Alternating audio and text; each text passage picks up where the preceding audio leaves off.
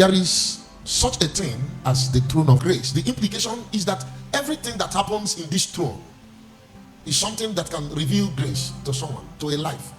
It's something that can pour grace to someone. The implication is that anyone that comes to this throne will contact something called what? Grace. The name of this throne is what? Throne of what? Grace. So if the evil one is pursuing you and you run into this place, what are you going to find?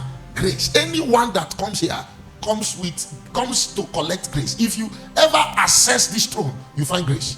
Now, if you read carefully, you will see that there are two things that you must find there. Number one is that in this throne there is abundance of mercy. Somebody say mercy.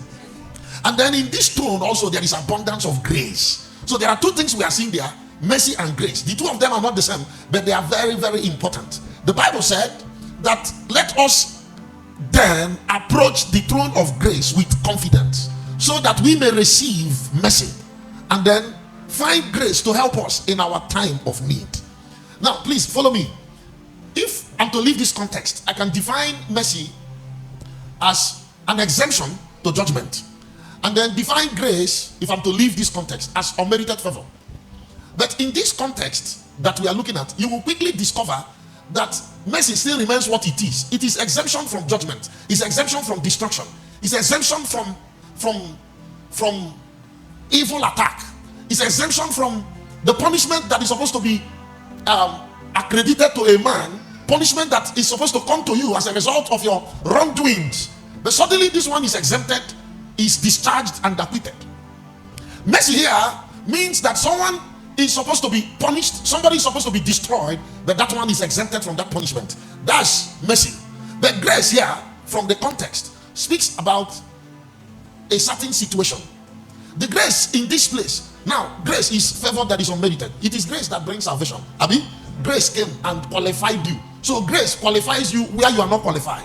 Grace makes you a candidate of salvation even though you are not qualified. It makes you a citizen of heaven when you are not qualified. That's what grace does. Grace makes a man, or qualifies a man to become what he is not supposed to be. One of the things grace came to do is that grace made us qualified to be called Jesus' brothers. It's grace. It's not. That's why you can only be saved by grace. The only thing that can save a man is grace. You can't be saved because you fasted for 7 days. You can't be saved because you prayed. You can't be saved because you are in church. There are people who came to church, even became preachers, became pastors and bishops, and they were not saved. They died and went to hell. You are not saved because you are in church this morning. No. It's only the revelation of grace that qualifies a man to become a child of God. It's grace. You know what it means? That God came and picked mortal man and said that this one is my son. God came and picked a man that was born in sin and said that this one belongs to me. God came from your family. Your father was an SMO. And God came and from the family of an SMO and called you his own. It's only grace that can do this kind of thing. Your great-grandfather was a strong man. They buried 7 virgins alive.